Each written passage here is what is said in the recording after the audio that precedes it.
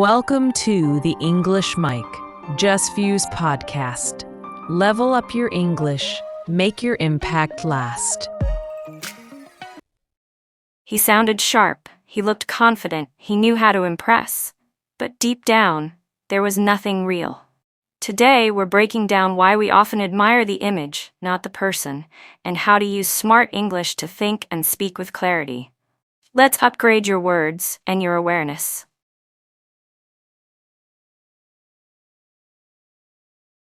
You know that feeling when you're really drawn to someone, but it's maybe more the version you've kind of built up in your head. Oh, absolutely. Not quite the real person standing there. Exactly. And it's common in our personal lives, right?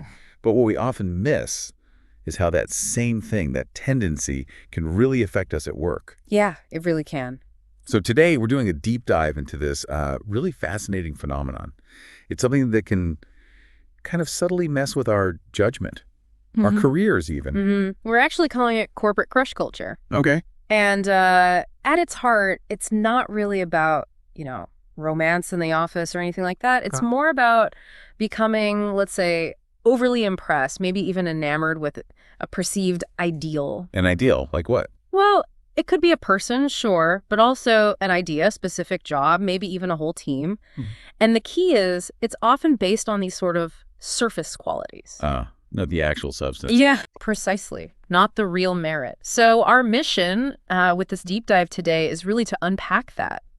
What is it? How does it show up? And how do we deal with it? Exactly. How can we kind of upgrade our thinking, our communication to navigate it better? Okay, let's get into it, because I suspect this is way more common than we might think. It really is. I mean, we've all seen it, right? Yeah. Someone walks into the room, they've just got this air of confidence. That presence. Yeah. And instantly, we just start assigning them all these positive traits without even knowing them. It's almost automatic. And what becomes really clear as we look into this is just because someone looks the part doesn't mean they're actually, qualified. That's a huge point. And it's fascinating how often we fall for that charisma over actual competence. Right. Our research really shows how this is often driven by these unconscious biases, like the halo effect. Yeah, I know that one, where one good thing makes you think everything's good. Exactly. So maybe they have a really confident way of speaking, or they're great presenters, and we just automatically assume, okay, they must also be strategic, reliable, good leaders, whatever, even if there's no evidence. The fill in the blanks. We do. And the trap gets deeper because then we start defending that first impression, right? Yeah. Even if little signs pop up saying, maybe we were wrong. Why do we do that? Well, often it's about cognitive consistency. We want our initial judgment to be correct. It feels uncomfortable to admit we might have misread someone or something. Double down. Pretty much. There are some great phrases that capture this, like, don't pedestal people. Okay. Or Polish doesn't equal performance. Ooh, that's good. Polish doesn't equal performance. Yeah. And my personal favorite, maybe main character energy with zero follow-through. Okay, main character energy.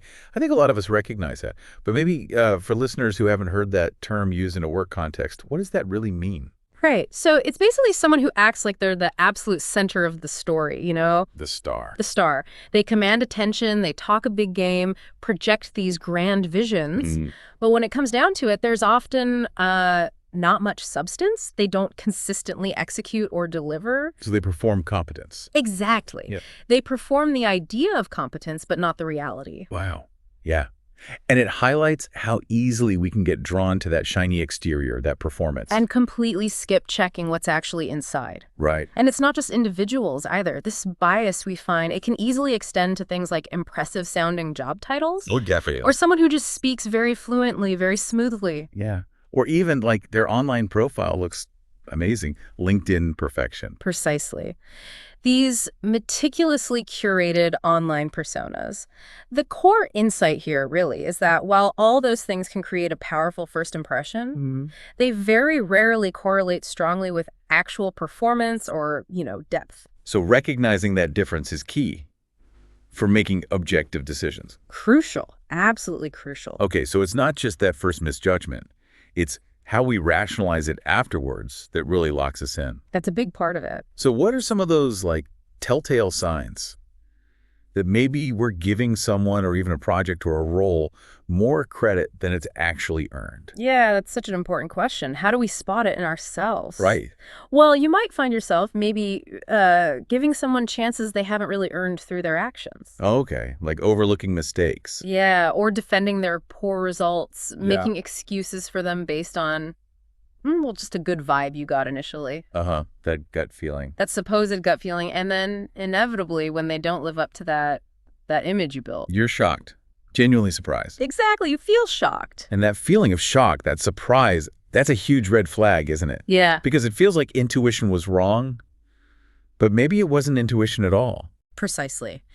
That shock, what becomes clear when you dig into it, it isn't intuition failing you. It's actually infatuation wearing off. Infatuation. Yeah. Wow. It's an emotional overinvestment. It was based on this ideal you projected, not on the cold, hard reality. Right. And this often happens because our brains, they naturally try to fill in the gaps, right? When we have incomplete information. And we usually fill them positively. Especially when we want to believe in someone or something, or just when we have very limited data to go on, the brain defaults to making a coherent, often positive story. Right. And this isn't just about, feeling a bit awkward or disappointed later. Not at all. This whole crush culture thing, it can directly sway really critical decisions at work. Absolutely. Hiring, promotions, who gets put on what project, how resources are allocated. It impacts everything. Individual careers, team performance. Even the whole company's results, potentially. Yeah. It's serious stuff. And this is where we need that upgrade you mentioned earlier. Right. An upgrade in how we perceive things, not just how we talk about them. Mm-hmm. Because what the research suggests is that smart people don't necessarily fall into this trap less often. Interesting. Yeah, but they tend to recover faster. Okay, why? Because of awareness. Yeah. And because they consciously shift that internal dialogue. They start asking themselves tougher questions before their emotions just run away with the situation. So that first step is awareness, catching yourself doing it. Catching yourself. And then, like you said, a key part of that recovery, that upgrade, is reframing the language we use. Yes. That reframing of language is incredibly powerful. It really signals that you're taking ownership. Ownership of the misjudgment. Exactly. Not just recognizing it happened, but actively reshaping how you talk about it, even just to yourself initially. Okay. We've identified several key shifts in language that really show a deeper, more emotionally intelligent grasp of what went on. Give us an example. Okay, so instead of saying something like they changed or they weren't who I thought they were. Which kind of puts the blame on them. Right. A more accurate and, frankly, more emotionally intelligent way to phrase it would be, I misread their professional persona. Okay. That puts the focus back on my perception. Exactly. It acknowledges your role in the dynamic. That's a huge shift. What are some others? Well, if you find yourself thinking, I expected too much from them, or I expected too much from this role, you might reframe that as, I romanticized the role, or I romanticized their potential. Romanticized, yeah. Yeah. Less about expectation, more about the kind of fantasy element. Precisely. Or when you feel like, ugh, I just got carried away. We've all felt that. Right. A more precise way to think about it is, I over-indexed on first impressions. Over-indexed? I like that. It sounds analytical. It is. It shows you've moved past just the feeling, the emotion, and you're analyzing the cognitive process that led you there. It signals a more rational assessment.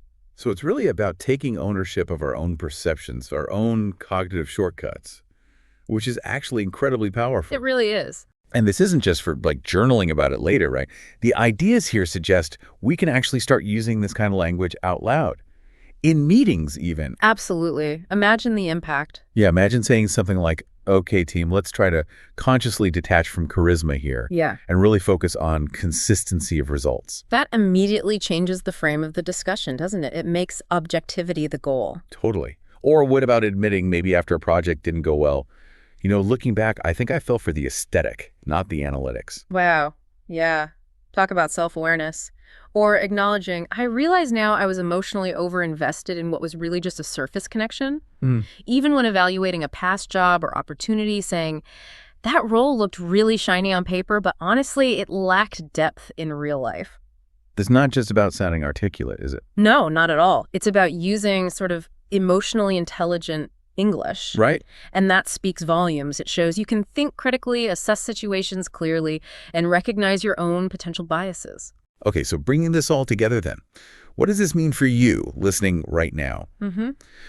Well, next time you find yourself really drawn to someone at work, a colleague, a boss, maybe a new hire, or even, a new job that just looks perfect, absolutely perfect on paper. Yeah. We want to encourage you to just pause for a second. Pause and ask yourself one core question. And that question is, am I falling for reality?